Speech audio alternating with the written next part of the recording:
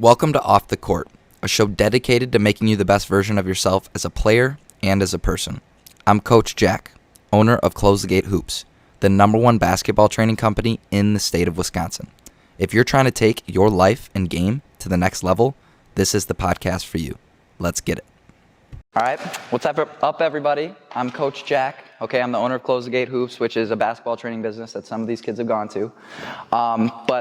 Today I also opened another business in my father's honor, which I'm going to talk about a lot today. But the goal of this speech for me today, and so when we go through this, it's going to be very interactive. Okay, so I ask for one thing is eyes and ears. So when I'm talking, you're looking at me and you're engaged. Okay, so you're not talking to other people, because I promise you, if you soak in what I say in this speech, it can change how you live the rest of your life, if you accept it, right? But the goal of this speech, I'm going to try and show you everything I wish I would have known at your age, okay, on 4 main key concepts of life, okay? Because I do a lot of these speeches with people that play sports, but not everyone here probably plays sports. So we're going to talk about the things we can learn from sports even if you don't play, all right? So the 4 main key concepts, okay, the first one's meaning, okay? The second one is happiness. The third one's the mind, okay, how we think. And the fourth one's adversity, how to handle adversity. Okay, and so when I go through this, don't be scared to raise your hand or to give examples, because I'm going to be asking for, at one point, all of you are going to say something to me. Okay, so you got to be ready. All right, so the first thing we're going to do today, you guys. All right, I have a number written on the board. All right, what do you think this number means? Any ideas? I'd be surprised if you knew. How many people have joined? Oh, that's a good guess. How many people have donated to the Tony Humble Foundation? That I wish. That would be awesome. Last one. How old you are? Oh, there we go. Okay, so that's the amount of days I've lived. Right there. That's how many days I've lived. Can I write that on the top of my notebook every single day? Does anybody have any idea why I would do this? Any ideas? Keep track, okay? So I like to call it death wisdom. Okay, so that's not something we want to fear, and it's not something we should avoid. And I'll do my best to incorporate faith and spirituality and scripture throughout the speech, because obviously the end goal is to get to heaven, okay? But what it shows me is that our time is limited, right? Our time is limited. So we want to try and become the best versions of ourselves every single day that we're alive. Okay, so that's basically what meaning is. Does that make sense? Okay, so what we're going to do for meaning, I want everyone to write in their notebooks meaning down with a line under it. Okay, meaning with a line under it. Okay, then under meaning, what we're going to write down is values. Okay, values. Can anyone tell me what a value is? What's a value? Yes. Something important, okay? You're definitely on the right track. So a value is something really important that we live our life by. Okay, it's kind of like a code that we live our life. All right, so it's important we establish those values, okay, and live by them. All right, so an example of my values, okay, one of them is work ethic, right? If I work really, really hard at something, I know I put forth my best effort, so I have nothing to worry about. Another one is faith and spirituality, right? Being close to God is a value that I live by. Family is a value, spending time with family, okay? So what I want you guys to do, this is called a values ring activity, so write down values ring in your notebook. And I want you to come up with 3 things that are very, very important to you in life. Very important to you. Okay, and what you need to live by every single day. And for the 3rd and 4th graders, I normally talk to middle schoolers. So if I ever say a big word or questions and you need to raise your hand, don't be scared to ask any questions. And if you ever raise your hand if an activity doesn't make sense, and a teacher will come help you figure out how to do it, if they know how to. Make sense? Okay, does anybody want to give an example of a value they wrote that I didn't say yet? Yes? My dog. Your dogs. Really, really? Okay. So that's good. Your dogs. Let's hear another one. Water? Okay. So, in terms of values, you guys, I want you to think of it as spending time. Right? So, dogs could be one, okay? But spending your time with water, is that really, really, it's a need, right? But in terms of family, okay, that's what's important to you. So not necessarily things that are necessities that everybody needs, because some people have different values. Does that make sense? Good health, right? So health can definitely be a value. Being healthy, right? Eating healthy, exercising, that's something you can live your life by. Education, that's really good. Learning, that's 100% a value. What'd you say, buddy? Yep, so work ethic, right? Working hard, that's really good. Family, beautiful. God and family. Baseball. Playing baseball, so baseball can be a value, right? For me, when I was growing up, it was basketball. Last one. Going to school. Going to school, yes, so learning. You're on the right track, beautiful. So does everyone have 3 values written down, at least? Yeah. Yes? Okay, so now the next thing we're going to write under values, you guys. Okay, the second step is now balance. Okay, balance. All right? So now we have to learn how to balance these values. Okay, so personal experience and example, when I was growing up, I was obsessed with becoming a Division I basketball player. Right now I play at Platteville, they're not Division I, okay? But I spent so much time working at basketball, which was a value, that I didn't spend as much time with family, right? So with the values you've written down, I want you to try and find a medium with all of them. So say you spend a ton of time with your value of baseball. That probably means you don't spend as much time with family. Do you think family is important? Is that a value? Yeah.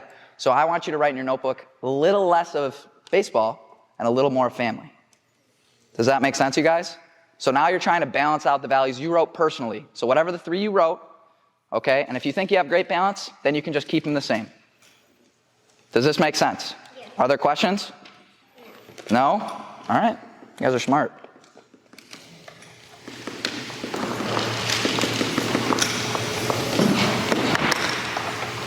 What do you have, Gabby?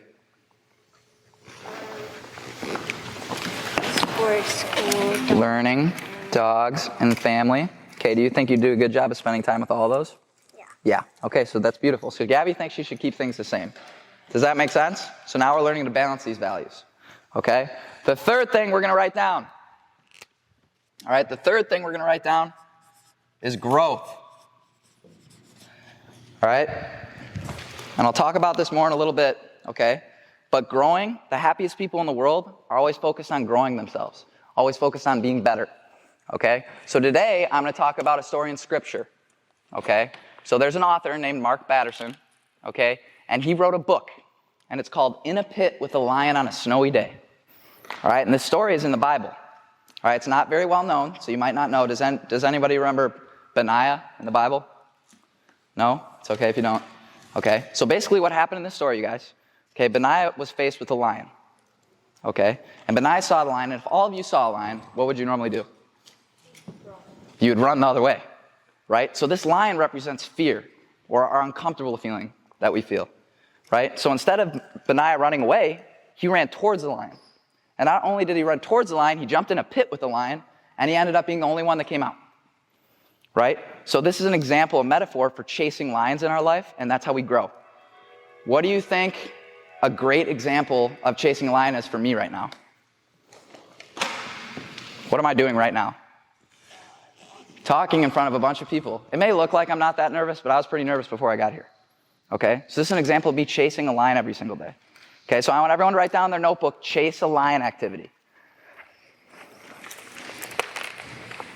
So I want you all to think of something that makes you uncomfortable. It could be raising your hand in class. It could be making a new friend. Okay, think of something that you fear that you know is good for you. This is important because do most of us fear spiders? Yeah. Okay, is chasing a spider really going to do good for us? Probably not. Right? So think of something you fear that you know is good for you. Does that make sense on what a lion is? Yes? Okay. Let's think of a lion you want to chase today. It could be today, this week. Could be in the future, like speaking. Okay? And I need some volunteers. Someone give me an example of the lion they're going to chase today that I haven't talked about. Public speaking. About what? Anything? What interests you? Basketball? Okay, so it's important to try and be specific when we're writing down these examples. Gabby? Being alone. Being what? Alone. Okay, that's really good. So a lot of times when we're alone, we're lonely, correct? So an example of chasing a lion is going out and making new friends and being with other people that are around us. Does this make sense, you guys? Eating healthy. So it's a struggle for you to eat healthy, so that's awesome. Okay? So chasing a lion for him is eating healthy. Yes? Staying in the dark, like pitch black. Okay. So like trying to make new friends so you're not lonely? Is that what you're trying to get at? Yes? No, I'm just scared of the dark. Oh, you're scared of the dark. Okay, so that's actually really, really good. So that's an example of building our fear muscle, right? So it's something you fear. An example of how you build that fear muscle all right, is by going to the dark. Because is anything really going to happen in the dark? Like your basement? I remember when I was in 3rd grade, I was scared of that basement. Okay?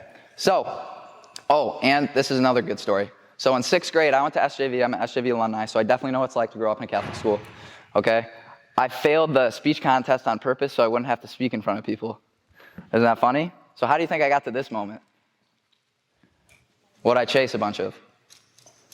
Lions. So I started really small, like maybe going in the dark in the basement, and it built up to this moment. Are there questions on this? No? All right, next activity, I'm looking for different volunteers, not the same ones that raise their hand. All right, the 4th thing we're going to write down a meaning, you guys, okay, is influence. Influence. Okay, so it's really important that we talked about growth because we have to grow ourselves first, okay? But now we can find meaning, okay, in influencing other people in what we've learned. Does this make sense? So there's something called generational influence. What does this mean? Anybody have a guess? Oh, I thought you... Like main things that influence you in your life, like main people. You're close. Yeah, you're really, really close. You influence things that people will see like down generations. And Boom. So, like right now, so my father passed away 2 years ago, okay? A lot of the words I'm speaking right now are his words, things he taught me. So he's leaving his mark on the world even though he's gone, right? So that's another example of how we can find meaning is by trying to influence people so that they can also change their life down the road for many generations. Does this make sense? Yes? Okay, so what we're going to do today, okay, and again, can we just start doing big, big things, like big ambition goals? Like, could you go public speak tomorrow? No, right? You got to do little things to build up to that moment, okay? So what we're going to do is I want you to think of one way that you could influence someone today. Okay, one way you can influence someone today. I did this with sports, so the last speech I had was with the football team. Eyes and ears, okay? Last speech I had was with the football team. Examples they gave of how they could influence another person. Bring an extra practice jersey in case someone forgets it. Helping them put their pads on, okay? Doing things for others that can make them better people. Does this make sense?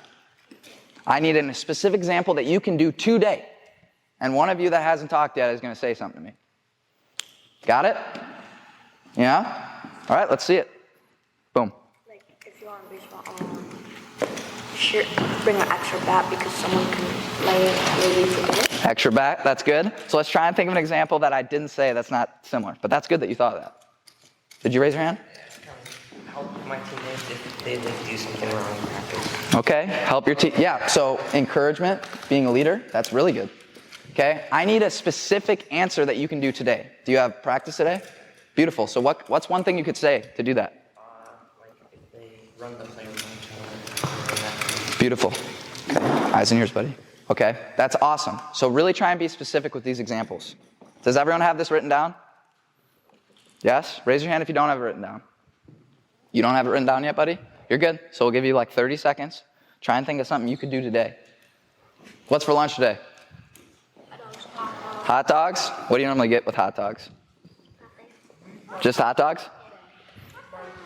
Okay, well, if there's a little side of something, okay, say you got a side food, you can maybe give that side food to someone else that might be more hungry than you. Yeah, like sometimes we have food. Okay, yeah, like you could give that to someone else. That's an example of something so little that you can influence someone. What's my example of influence, probably? What am I doing right now? Speech, right? I'm talking to some of you, and hopefully some of you take away the things I talk about. Make sense? Okay, eyes and ears, guys. When I'm talking, you're looking at me. Other than when you're writing, obviously. Okay? Now, what we're going to go to. Okay, part 2. Very, very important word. Happiness. So we're going to write this down in our notebook. Happiness.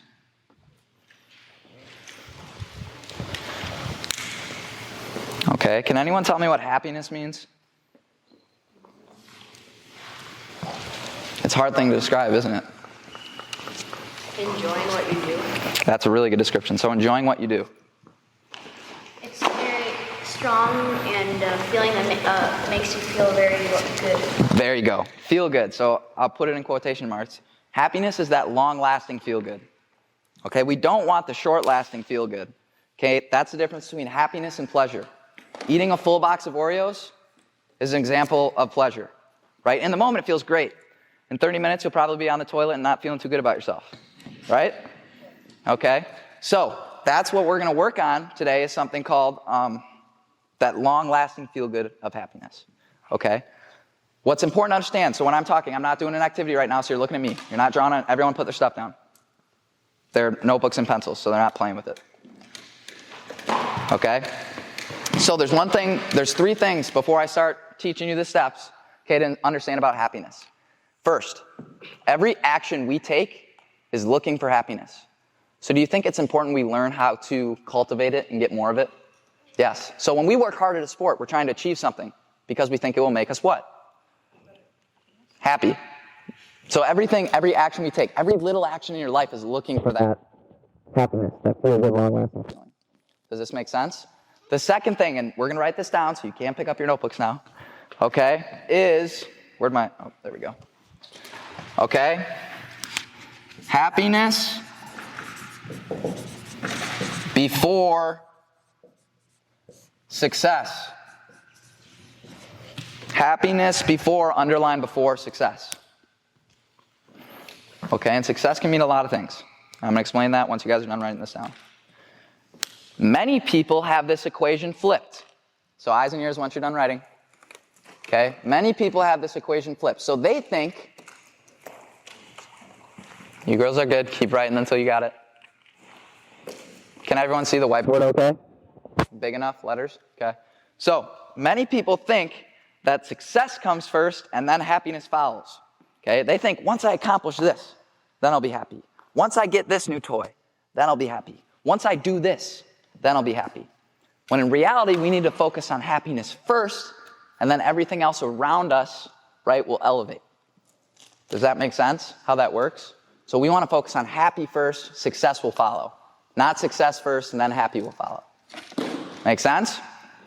So, the second thing we're going to write down is called the happiness baseline.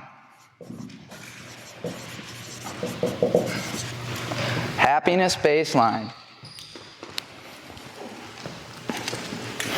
Okay, so does anybody want to even try and guess what this means? Where you're happy. You're very close. Last guess. How to be happy? Well, yes, I'm going to teach you the process of that. Okay, so the happiness baseline, it's scientifically proven. Eyes and ears. No matter what happens outside of you, you're always going to come back to this internal baseline inside you of happiness.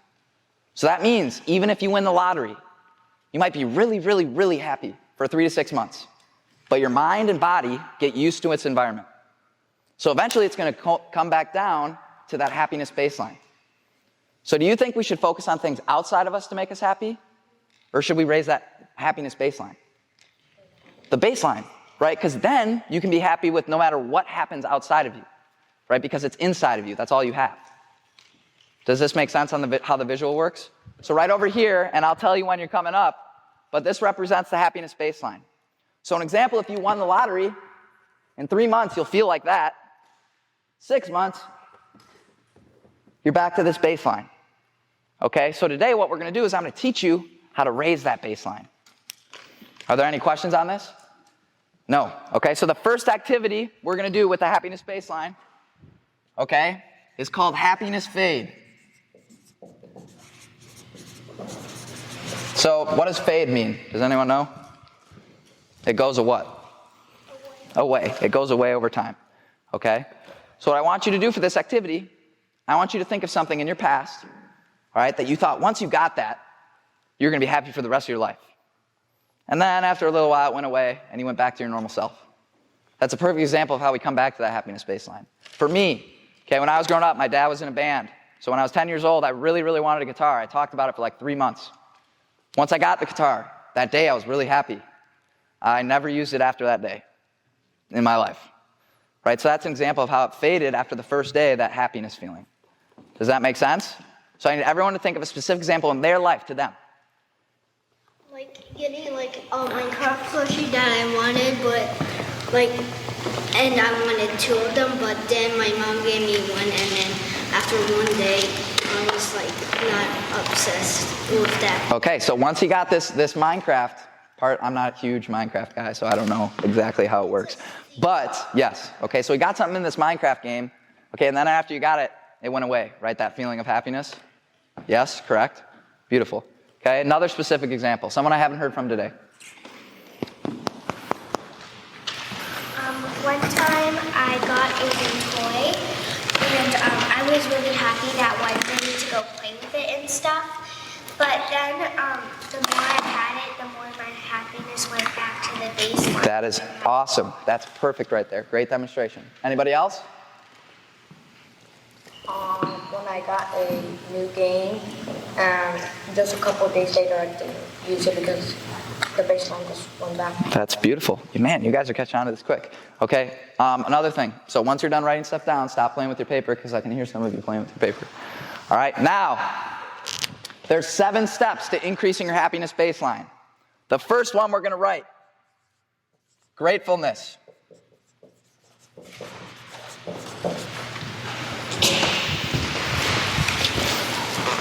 Gratefulness. Does anybody know what gratefulness is? Being grateful for what you have. Beautiful, right there. So gratefulness is focusing on what you have, not what you don't have. Okay? So when we do this activity, it's very important to be specific. Yes, is it important to be grateful for food, your house, and water? Yes. But say you're writing it down in your notebook every single day, it'll lose that gratefulness value. Okay, that feeling that makes you appreciative of what you have. So what I want you to do is try and be as specific as you can for something that you are grateful for today. So let me start, okay? I am extremely grateful. I had to drive 2 hours from Platteville to come here. I'm extremely grateful that I made it back here in one piece. Okay, so I'm still alive. That's an example of specific gratefulness, instead of just saying being alive. Does that make sense? So I'm glad that I didn't get in a crash while I was on my way here. Do we all got this? So right now you're writing down one specific thing you're grateful for today. I'm grateful for us being able to see you here today. You're my favorite. But that's an awesome example, okay? The opportunity to learn, okay? Any others? Someone that hasn't gone? Nope, sorry, buddy. You're doing a great job. Keep raising your hand, though. Someone else? Your family? So what parts of your family? So this is where we need to get specific. My mom and my dad. What do they do for you? They take care of me. They take care of you? How do they take care of you? Freeze. Eyes and ears. When someone else is talking, what do? Do we pay attention? Yes. Sorry, say what you said again.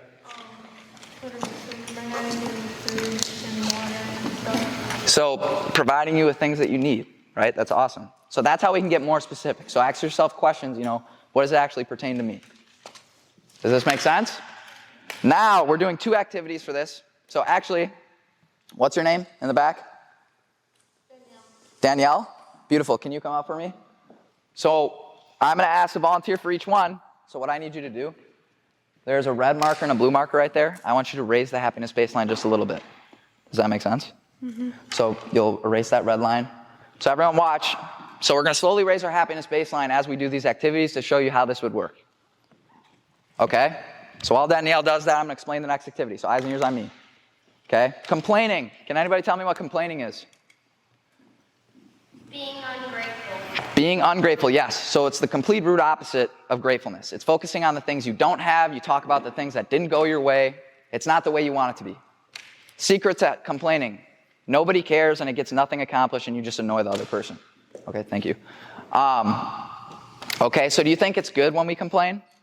No, it takes away from our gratefulness. We don't want that. Right? That lowers our happiness baseline. Okay? There's no way none of you have complained yet today. So I want a specific example from your day-to-day that you already complained about. Okay? So for me, I'll use this again. I had to drive 2 hours to get here. Not a huge fan of driving. So what I'm going to do is I'm going to mark my arm. So once you write down what you've complained about, okay, I want you to do tallies on your arm. Okay, why do you think I would do this?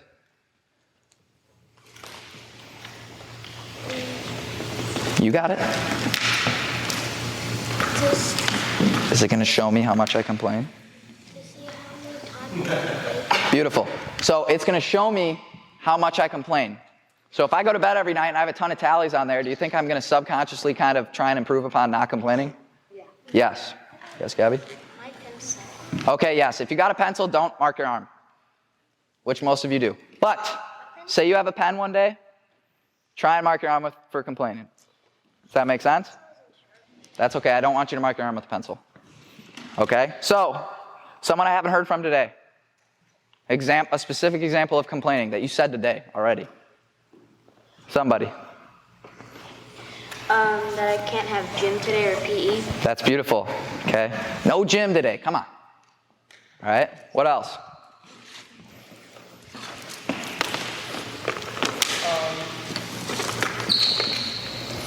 We're probably gonna have homework. What'd you say, buddy? We're probably gonna have homework. We're going to have homework. Okay, that sucks. One more. Waking up. Waking up? Like early? Okay, so waking up too early. Last one. I was gonna say the same thing. Okay. I need to sharpen my pencil. Oh, you need to sharpen your pencil? Okay, go grab one from a teacher. Last one. We're not gonna eat one thing today. You only eaten one thing today? So you're hungry? That's awesome. What's your name? Amira? Okay. Come up. You're going to do the happiness baseline for complaining. Sound good? Do you remember what to do? Yeah. Awesome. All right. Last one, buddy. I'll get you on the next one. Okay? Now, we're past gratefulness. We raised our happiness baseline a little bit. Okay? The second step to gratefulness, this is a big word. Okay, so younger kids, ask questions. Detachment. Detachment. Very big word. Let's write this in our notebooks.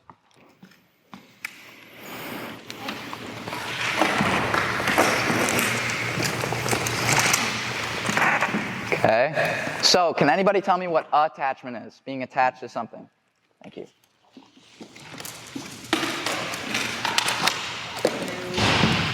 Or it's like everything in like my brother is very attached to his dog, so Okay. never leaves his side. That's good. So I'm going to describe attachment in terms of things we can't control. Okay, so for example, when someone works really, really hard towards a goal, they're very attached to that outcome. Okay, but can you control performances and outcomes? Yes or no? Yes. No. Okay, if I could control outcomes and I'm a basketball player, would I make every shot in basketball? Yeah, it'd be pretty nice, but that's not how it works. Okay, so if we learn to detach from things we cannot control, okay, we're going to feel a lot better about things. All right, you guys are a lot younger than I thought. Does anybody in here know who Mike Tyson is? Oh, okay, decent. Who's Mike Tyson?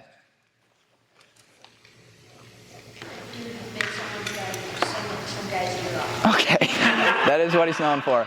All right, so moral of the story, he's a famous boxer. Okay, so listen to the story. It's a good story. All right, so Mike Tyson had a big fight coming up. All right, and there was a celebrity that wanted to come and say hi to Mike Tyson and then get out. All right, so he comes up, he says hi to Mike Tyson, and Mike Tyson's just chilling. He doesn't look very amped up about his fight. He's just his normal self. He's enjoying himself. All right, and the celebrity tries to get up and leave. Okay, because he doesn't want to bother Mike Tyson before this big fight. And Mike Tyson got mad at him for trying to leave because he wanted to talk to him. All right, and the celebrity goes, aren't you nervous about this fight? And what Mike Tyson says, he goes, I have nothing to worry about. I've done everything I can possibly do to do my best in this moment, but I can't control this moment. Does this make sense? So he has surrendered to the result. He's done everything in his power beforehand, but he can't control the result. So he's surrendered to it. Does this make sense? Yes? Yeah. Okay, so what we're going to do for this activity, it's called an even if activity. So a lot of us, when we work really, really hard towards a goal, okay, and I'm using a lot of sports examples because that's what I'm used to talking about, but you can do this if you're in music or a really, really good student. It can apply to any goal that you have, okay? So say I work really, really hard at basketball, okay, and my goal is to become a Division I basketball player. A lot of what ifs run through your head. What if I put in all this work and I don't get the goal I want? Right? What if I put in all this training this offseason and then I break my leg? Right? A lot of these what ifs. We want to change your what ifs to even ifs. So even if I work really hard and don't become a D1 basketball player, I'm still going to build a work ethic that translates to all other areas of my life, which translated to my business and my ability to talk to you right now.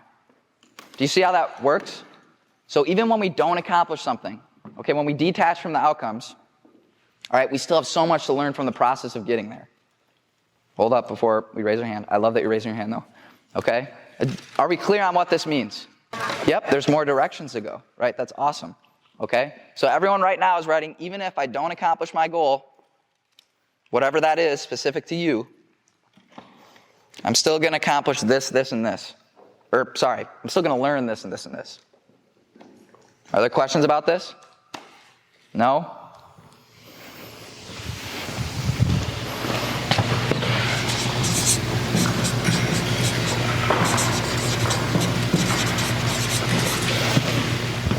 Give me some examples. Let's hear something that I haven't said. Anybody? Who's got a goal in here? Everybody should have their hand. I'm sure all of you have goals, right? So everybody should have an answer right now. Okay? Do we have the even if activity? Yes? Or are you still working on it? Did you have it written down? Beautiful. Let's hear it. Even if I don't win the horse race, I still got to practice a lot. Yes, so you learned a lot from practice. That's beautiful. What's your name? Win. Win? Yeah.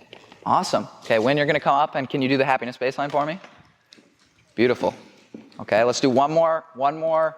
You two have raised your hand a lot, which is great. Keep raising your hand. One more volunteer that hasn't said anything yet. You said something. Someone who hasn't raised their hand yet. Let's go. Yep. Even if I don't get first place in the fair, I'm still gonna learn how to take care of my animals better. That's really good. Okay, so what else can you learn from not winning? Can you learn how to handle not winning? Is that important? Yes. Okay, so that's beautiful. All right, great job, Wen. Now, on to our third step to increasing our happiness baseline. Experiences. Experiences. All right, so everyone thanks, man. Everyone write this down, experiences. Can anyone tell me what an experience is? It's kind of hard to define. Something you go through. Something you go through. Yes, so it's the process of living through moments in your life. So it could be either present or past. All right? Once you've written experiences down, pencils down, eyes and ears.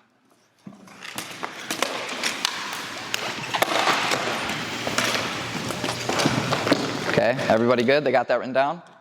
Okay, so listen. How we view the world is based off the experiences we have. Okay? So when we chase new experiences, it expands our reality and view of the world. So we have a much bigger view of the world, and we have more ways to see the world when we chase new experiences. Okay? An example in my life of how I've tried to implement chasing new experiences, okay, to raise my happiness baseline, from ages 4 to 16, what is everybody's order for food from a restaurant?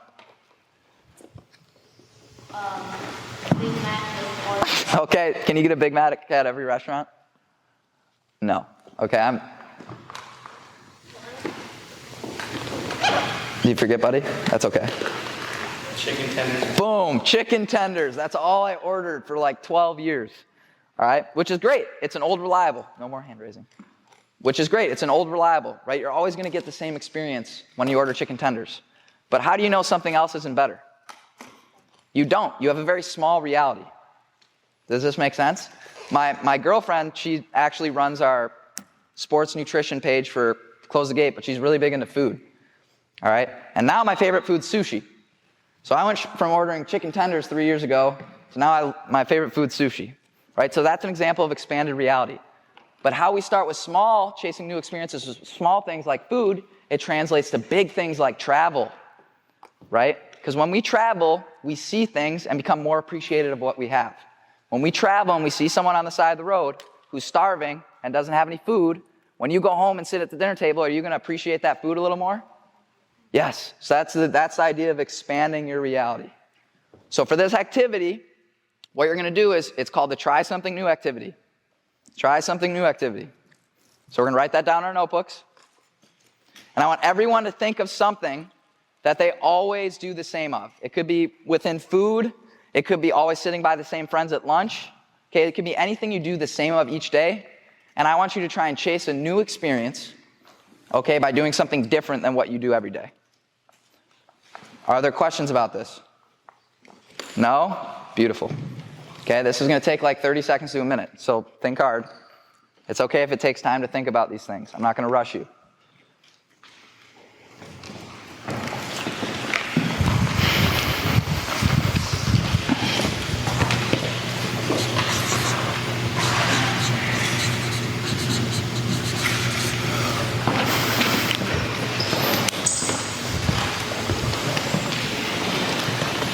Anybody want to give examples? I always sit at the same spot every time I eat dinner. Same spot every time you eat dinner? That's good. So talk to a different family member? They'll sit in a different spot. Okay. So this is good that we talk about that. So is sitting in a different spot really changing your experience? Maybe an example of a school table where there's a lot more kids and you talk to different people, that could change it. But in terms of your dinner table, probably not a lot's going to change. So try and think of something you do the same of every day that will change your experience. I sit with the same people every day at lunch. At lunch, okay, that's good. Let's hear an example I didn't say. Maybe if you work out, maybe you could change that. Okay, that's really good. So Gabby said if you work out, maybe changing what you do during your workout. That's awesome. Anything else? No? Okay, Gabby, have you come up to change the happiness baseline yet? Okay, beautiful. Thanks, Gabby. Does everybody have something written down at least for experiences? Yes? Okay, I gotta go. We're already a little behind. All right, so the fourth thing we're gonna write down, kids, is learning. And I apologize for my handwriting. It's normally a lot better. It's hard to draw on a whiteboard. So next time you see your teacher, give them props if they have good handwriting on a whiteboard. All right, so write down learning, right? Learning. Learning's not fun. Okay. Well, I'm going to make it fun. All right, so I need 5 volunteers to come up. 1. Who hasn't done you? Boom. You, buddy, and you. Say 5 volunteers. Let's go. Come up. It's not a huge deal who goes and who doesn't. Okay? So come on. Stand in front of a water bottle and a cup. Spread out a little, facing the school. Beautiful, okay? So I want, maybe spread them out a little bit so you have room, okay? So, and scoot in so he has room. There we go, beautiful, okay? So what's gonna happen? I want all of you to open up your water bottle. When I say go, you can pour at any speed you want into this cup, but you cannot stop pouring until I say to stop. Does this make sense? So you can't stop until I say stop. Do we got this? Yeah? Ready? Go.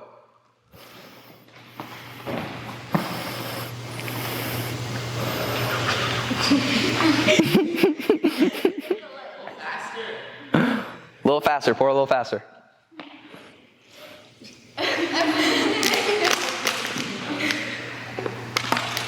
You guys are doing good. Some of you are pretty slow.